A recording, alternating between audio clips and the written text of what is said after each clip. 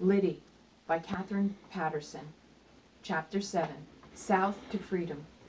Lyddie set out at once, or nearly at once. First, Tryphania made the girls put on her own second-best pair of boots. They were, of course, too large for Lyddie, so she had to wait until the cook fetched 2 extra pairs of stockings and paper with which to stuff the toes. When Lyddie objected, Tryphania kept muttering, "A person can't walk to Massachusetts barefoot. Not in April she can." Next, Tryphania made her wait until she packed her a parcel of food large enough to feed a table of harvesters. And finally, she gave her a tiny cloth purse with $5 silver in it. "It's too much," Lyddie protested. "I'm not having your dead body on my conscience," the cook said. "It will be enough for coach fare and the stops along the way. The only tavern food I trust is my own." "But the mistress—" "You leave the mistress to me. I'll pay you back the money with interest when I can," Lyddie promised. Tryphania only shook her head and gave her a pat on the buttocks as though she was 5 years old. "Just don't forget me, eh? Give your old friend a thought now and again. That's all the interest I'll be wanting." It was 3 in the afternoon before she could even start her journey, but she would not let Tryphania persuade her to wait. She might let the mistress talk her into staying or lose her nerve if she didn't get set out at once.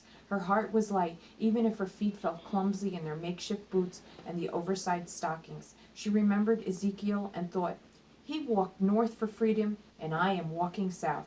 She had forgotten in the excitement that she had already walked about 10 miles that day, but her feet remembered. Long before dark, they were chafing in the unaccustomed bindings of stockings and ill-fitting boots, reminding her that they had done too much. She sat down on a rock and took the boots off, but before long she felt chilled, so she put them on again and started out, but more slowly than before.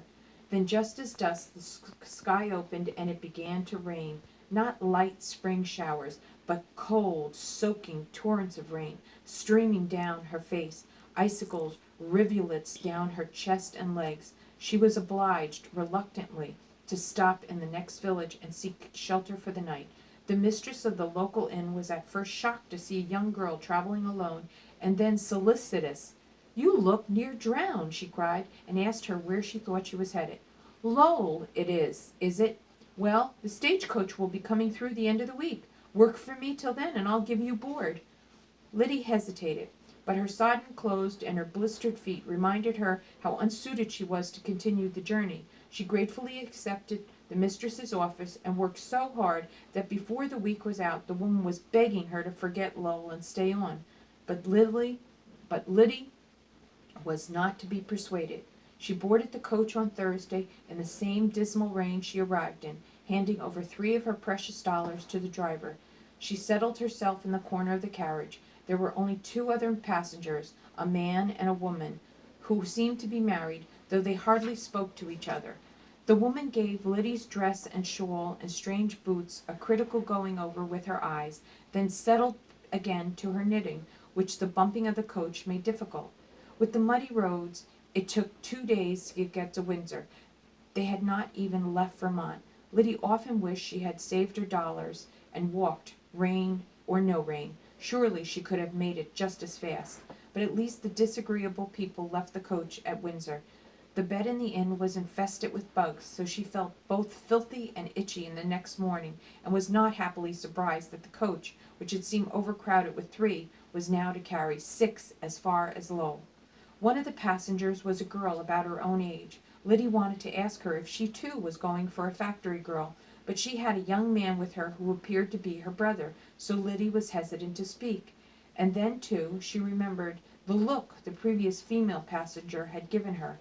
The 6 of them were jammed into the carriage, and there were hardly room for any of them to move, yet the rolling and the pitching of the coach seemed worse rather than better for the load. Lyddie tried to sit delicately on one hip and then the other to spread the bruising out if possible. One of the gentlemen lit a large pipe, and the odor of it nearly made her retch. Fortunately, another gentleman reminded him sternly that there were ladies present, and the first man reluctantly tapped his pipe against the metal fixings of the door, but the stench had already been added to the air of foul breath and strong body odors. Lyddie longed for a healthy smell of a farmyard. People were so much fouler than critters. And still, when the others weren't concentrating on keeping their seats in the swaying coach, they were looking at her, at her clothes especially. At first she was mortified, but the longer they rode, the angrier she became. How rude they were, these so-called gentry. Everyone's clothes were a disgrace before they reached Low. The thaw and the spring rains had turned parts of the roadway into muddy sloughs, and despite the coachman's skill, early on the last morning they were stuck fast. The passengers were all obliged to alight, and the four men ordered by the coachman to push the wheels out of the rut. Lyddie watched the hapless gentleman heave and shove and sweat, all to no avail. The coachman yelled encouragement from above. The men grunted and cursed below as their fancy breeches and their overcoats turned brown with mud and their lovely beaver hats were rolled off down the road. After at least a quarter of an hour of watching, she could stand their stupidity no longer. Lyddie took off her worn shawl, tied it about her waist, and tucked up her skirts under it. She found a flat stone and put it under the mired wheel. Then she waded in, her narrow shoulders shoving two of the gaping men aside as she set her own strong right shoulder against the rear wheel, ordered the men to the rear boot, and called out, 1, 2, 3, heave! Above she heard the laughter of the coachman. The men beside her were not smiling, but they did push together. The wheel rolled over the stone, and the coach was free to continue the journey. She was filthy, but she hardly cared. She could only think of how ignorant, how useless her fellow passengers had been. None of them thanked her, but she hardly noticed. She was eager to be going, but not to ride inside. She looked up at the still smiling coachman. "Can I come up?" she called. He nodded. Lyddie scrambled up beside him. None of the gentlemen offered her a hand, but she needed none, having spent her life climbing trees and ladders and roofs. The coachman was still chuckling as he gave the horses a crack of the whip.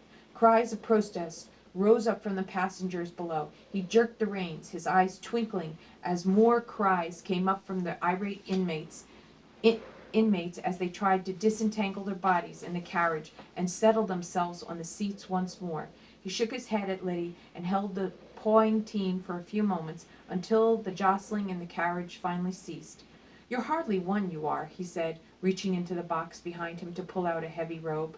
"Here, this will keep the chill off." She wrapped the robe around her head and body. "Silly fools," she said.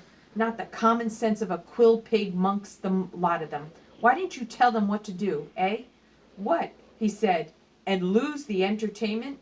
Lyddie couldn't help but laugh, remembering the sight of those sweating, swearing, filthy gentlemen, and now they were further poisoning the already stale air of the carriage with their odor and road mud.